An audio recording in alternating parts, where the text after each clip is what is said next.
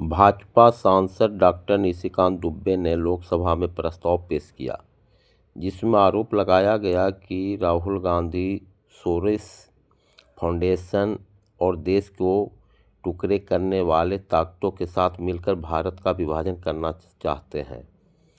भाजपा सांसद डॉक्टर निशिकांत दुबे ने लोकसभा में एक मोशन पेश किया, जिसमें विपक्षी नेता राहुल गांधी की सदस्यता रद्द करने और भविष्य में चुनाव लड़ने पर पाबंदी लगाने की मांग की गई। डॉक्टर दुबे ने कहा कि सोरोस फाउंडेशन और देश को टुकड़े करने वाले ताकतों के साथ मिलकर राहुल गांधी भारत का विभाजन करना चाहते हैं।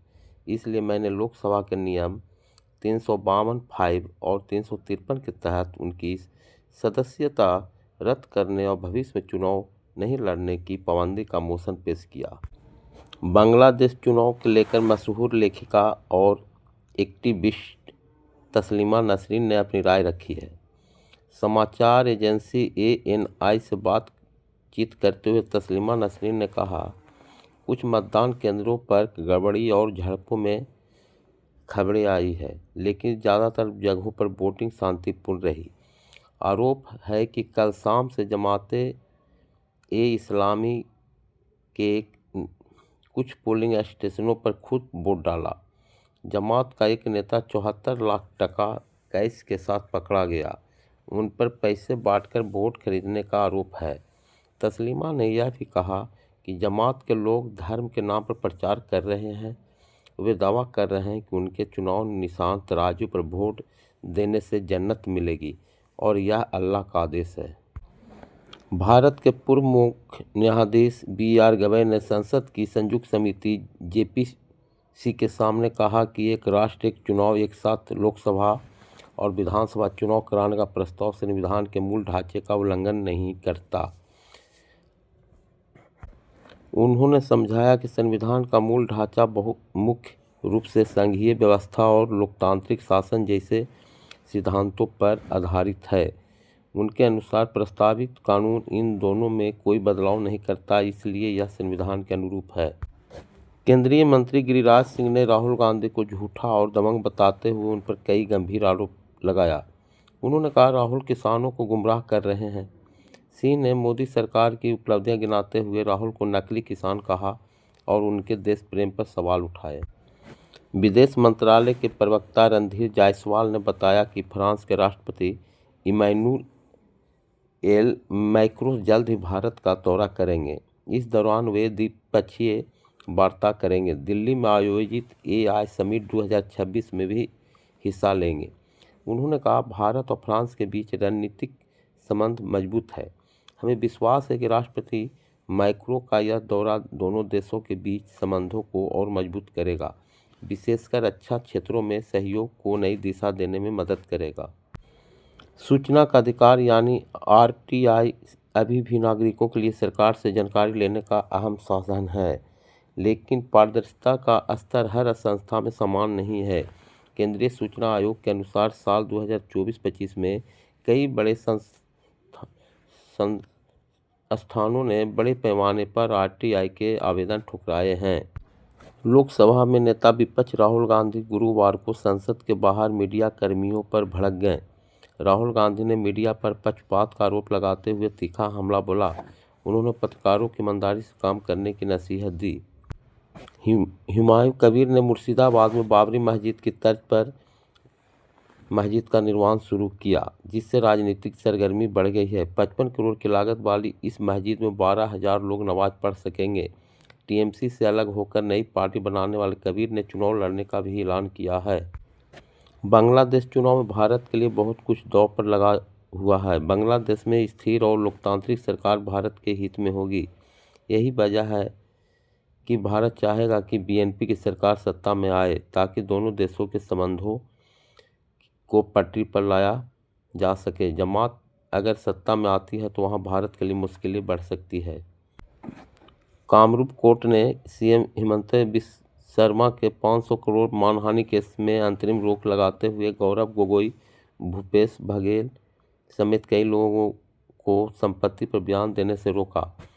अगली सुनवाई 9 मार्च को होगी।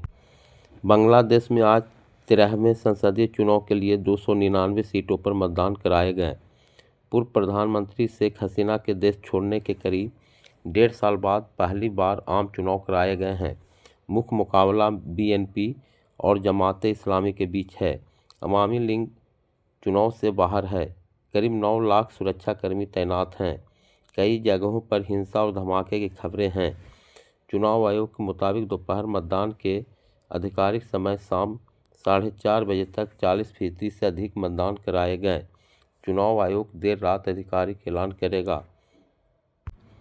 दक्षिण कोरिया के खुफिया एजेंसी NIS ने खुलासा किया है कि किम जोंग उनकी बेटी किम जू-ए को उत्तराधिकारी बनाने की प्रक्रिया अंतिम चरण में पहुंच चुकी है। बलूचिस्तान में पाकिस्तानी सेना का आतंक जारी है, जिसका शिकार आम लोग बन रहे हैं। इसी बीच मानवाधिकार संगठनों ने बताया कि पाकिस्तानी सेना ने शिकार पजीर बलूच और करीम जान समेत 4 लोगों को बिना कानूनी प्रक्रिया के मार डाला। पाकिस्तान के पूर्व प्रधानमंत्री की सेहत को लेकर उसके वकील ने गंभीर चिंता जताई है। उन्होंने अदालत को बताया कि उनकी दाहिनी आंख की रोशनी घटकर सिर्फ 15% रह गई है।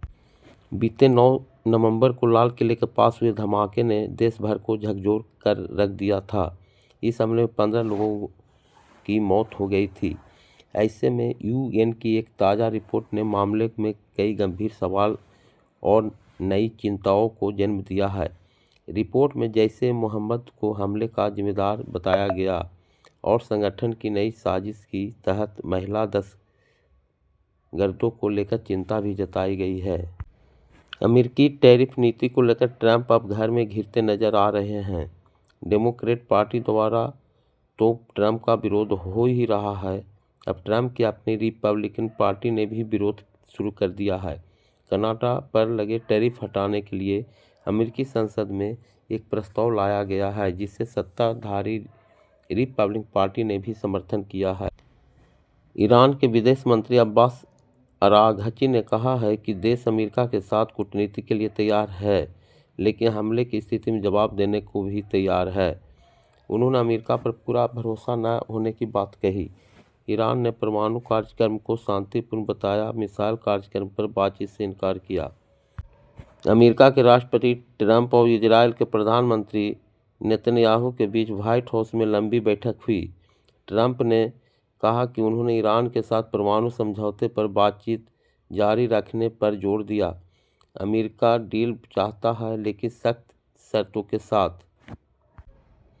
अमेरिका के राष्ट्रपति डोनाल्ड ट्रंप और इजरायल के प्रधानमंत्री बेंजामिन नेतन्याहू के बीच व्हाइट हाउस में 3 घंटे से ज़्यादा समय तक बंद कमरे में अहम बैठक हुई। बैठक के बाद ट्रंप ने साफ कहा कि उन्होंने नेतन्याहू से जोर देकर कहा कि ईरान के साथ परमाणु समझौते को लेकर बातचीत जारी रखनी चाहिए।